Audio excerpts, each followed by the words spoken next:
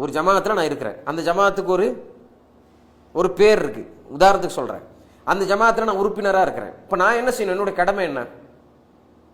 இந்த ஜமாத்தில் இருக்கக்கூடியவர்கள், இந்த ஜமாத்தினுடைய தலைமை ரசூலுல்லாஹி ஸல்லல்லாஹு அலைஹி வஸல்லம் சொல்லக்கூடிய அந்த ஜமாத்தில் இருக்குதா? ஒஹியல் ஜமான்னு சொன்னாங்கல்ல, மானா அலைஹி வஸ்ஹாபி, நானும் என்னுடைய சஹாபாக்களும் எந்த தீன்ல இருந்தோமோ அந்த தீன்ல இருக்கக்கூடியவர்கள் சொன்னாங்கல்ல, அந்த தீன்ல என்னுடைய ஜமாத் இருக்குதா? இருந்தா அவர்களோட இருக்கிறதுல பிரயோஜனம். இல்லைன்னு வச்சுக்கலாம், பிரயோஜனம் இல்லை. மாறாக என்ன தெரியுமா ஆகும்? ஹிஸ்பியத் உருவாகும், இயக்க வெறி உருவாகும். இன்னைக்கு அதானே இருக்கு. இன்னைக்கு யாராவது ஒரு ஜமாத்தை சார்ந்தவர்கள் இந்த ஜமாத்து ரசூலுல்லாஹி ஸல்லல்லாஹு அலைஹி வஸல்லம் சொல்லக்கூடிய அந்த ஜமாத்தை சேர்ந்ததா?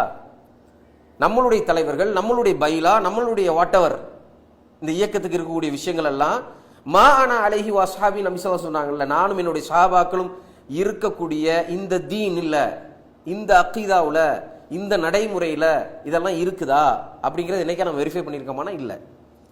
நம்ம ஒரு ஜமாத்தில் சேர்றது எதுக்கு சேர்றோம் தெரியுமா? எதுக்கு சேர்றோம்? உரிமையை பெற்றுக்கொள்வதற்காக, போராட்டம் செய்வதற்காக. எங்கள் வீட்டில் எதுவும் பிரச்சனையாச்சுன்னு சொன்னால் அதுக்கு எனக்காக ஒரு கூட்டம் நிற்கும். நம்ம இந்த உலகத்தில் ஒரு ஸ்ட்ரென்த்தை எதிர்பார்க்கறதுக்கு நான் தைரியமாக வெளியில் போகணும், அதுக்காக எனக்கு ஒரு 4 பேர் தேவை, ஒரு 10 பேர் தேவைங்கிறதுக்கு தான் இன்னைக்கு ஜமாத் இருக்குது.